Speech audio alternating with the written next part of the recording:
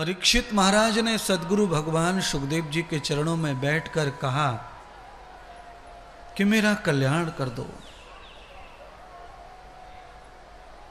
मैं बहुत बड़े गर्त में चला गया हूं, मेरा कर्म खराब हो गया है। मैंने एक महापुरुष का, एक दिव्य संत का अपमान किया है, मरा हुआ सर्प उनके गले में डालकर।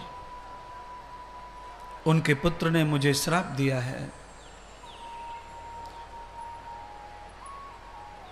भगवान सुखदेव राजा परीक्षित को कहते हैं, वत्स, तुम्हें जो श्राप लगा है, तुम्हें जो मृत्यु आई है, वो अवश्य आएगी। श्राप भी वापिस नहीं होगा।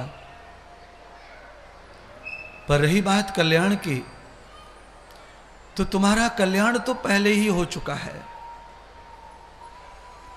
परीक्षित ने कहा, मेरा कल्याण पहले कैसे हुआ? छोटी आयु में छोड़कर मेरे दादा दादी सब चले गए हिमालय। मैंने पिता का दर्शन तक नहीं किया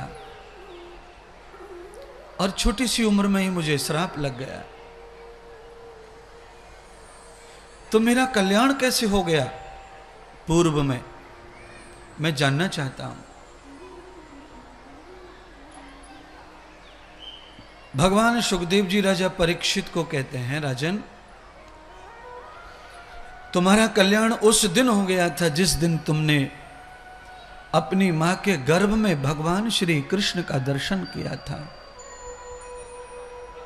तुम तो भाग्यवान हो, तुम्हें तो मां के गर्भ में दर्शन हो चुका है।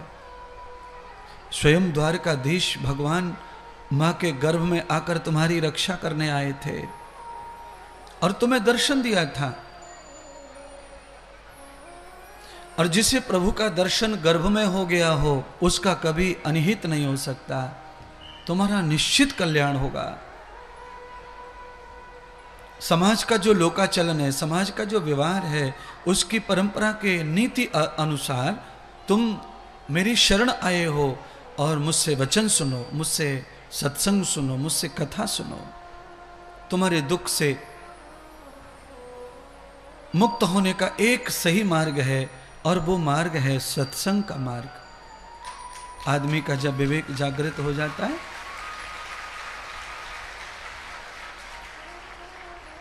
विवेक आने पर आदमी जो है दुखी होने के बावजूद भी, दुख नष्ट नहीं होने पर भी दुखी सा नहीं रहता।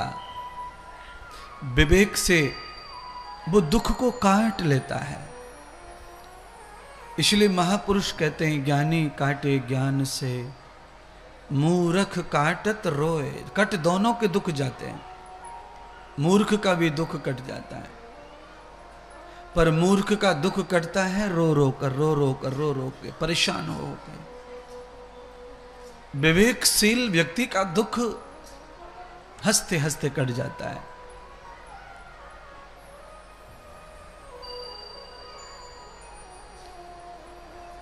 ज्ञानी लोग क्या करते हैं?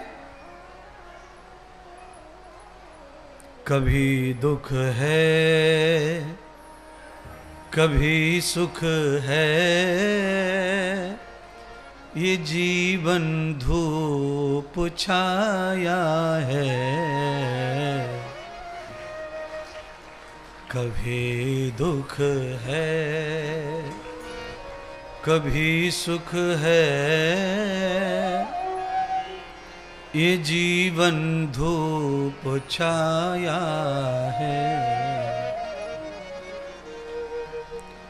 खुशी में ही बिता डालो, बितानी ही ये माया है। कभी दुख है, कभी सुख है, ये जीवन धूप छाया है।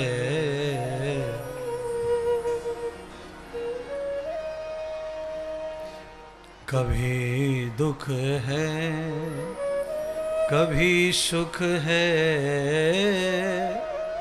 ये जीवन धूप छाया है। खुशी में ही बिता डालो, बितानी ही ये माया है। कभी दुख है कभी सुख है, जीवन धूप छाया है। कभी सुख है कभी सुख है, ये जीवन धूप छाया है। कभी सुख है, ये जीवन धूप छाया है।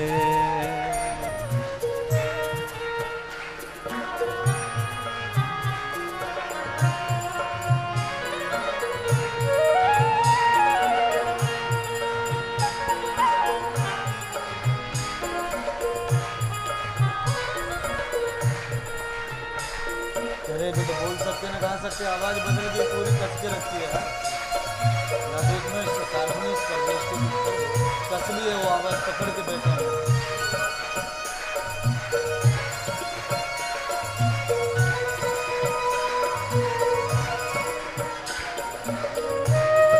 कभी दुख है कभी सुख है, ये जीवन धूप छाया है।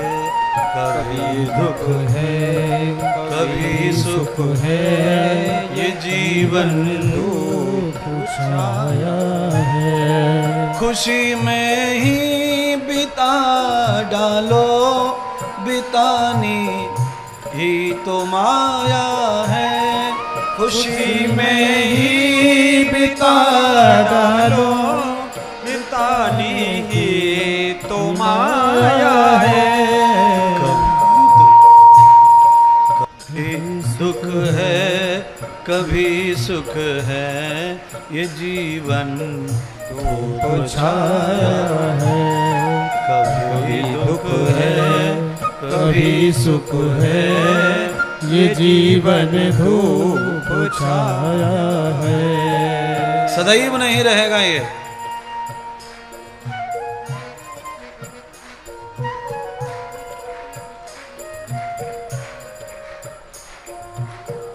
ये अनमोल चीज, हमारे बाल जो हैं ये सबसे ज्यादा अनमोल होते हैं, और इन बालों को बचाने के लिए आदमी जान झोंक देता है पूरी, पर फिर भी समय के साथ ये सफेद होने लगते हैं, टूटने लगते हैं, झड़ने लगते हैं, और धीरे धीरे सर किसी किसी का पूरा खाली हो जाता है, और आदमी अंदर से निराश है पर कुछ कर नहीं सकता है। इतने मजबूत दांत, खेत पे घूमते घूमते 2-3 गन्ने यूं ही फाड़ डालते, और एक दिन ऐसा आता है कि रोटी खाना मुश्किल पड़ जाता है। जिन पैरों से पेड़ों पर चढ़ चढ़कर छतों पर कूद कूद कर खेले, उन पैरों से सीढ़ियां चलना मुश्किल हो रहा है। ये संसार का परिवर्तन है, और ये हमारे आपके सबके ऊपर गुजरेगा। इसलिए श्रीमद् भागवत कथा के माध्यम से मैं आपको समझाना चाहता हूं, जितना जल्दी हो सके उतना परमार्थिक जीवन को जी लो। दांत झड़ जाएंगे, बाल झड़ जाएंगे, घुटने झड़ जाएंगे, परमार्थ नहीं होगा। फिर कल्याण का कुछ खेत नहीं बोया जाएगा, कल्याण की फसल पैदा नहीं की जाएगी। जिस भरी जवानी में आपने बैलेंस तैयार किया है, पैसा कमाया है, नाम कमाया है, घर बनाया है, जिस जवानी में आप फैक्ट्री खोल सकते हैं, उसी जवानी में आप धर्म खोल सकते हैं, धर्म कमा सकते हैं, भक्ति कमा सकते हैं। कमाने का एक ही समय है सब चीज का, चाहे धन कमाओ चाहे धर्म कमाओ, एक ही समय, 2 समय नहीं है उसके। अलग अलग समय में आप नहीं कमाना, सोच भी नहीं सकते, सोचा तो हो नहीं सकता।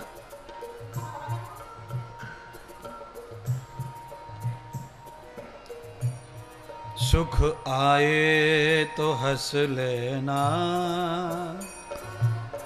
दुख आए तो सह लेना। सुख आए तो दुख आए तो सह लेना, दुख तो सह लेना, दुख आए तो सह लेना, दुख आए तो सह लेना, दुख आए तो सह लेना। बादल की छाया की तरह होता है ये सब। बहुत ज्यादा गंभीर हो जाने से दुख नहीं कटता, दुख कटता है समझने से, भोगने से, सहने से। खुशी आए तो हंसो, बोलो, मौज मस्ती लो।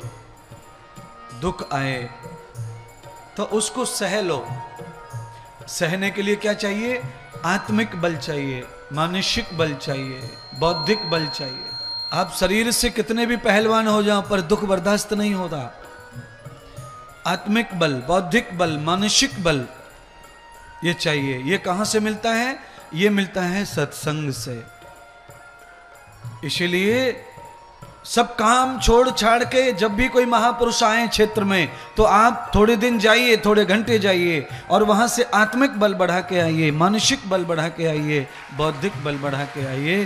क्योंकि दुख तो कभी भी आएगा, उसका कोई मुहूर्त नहीं है। उसे सहना है ना, तो उसके लिए पहले से अपने आप को तैयार कीजिए, खुद को बलवान बनाइए।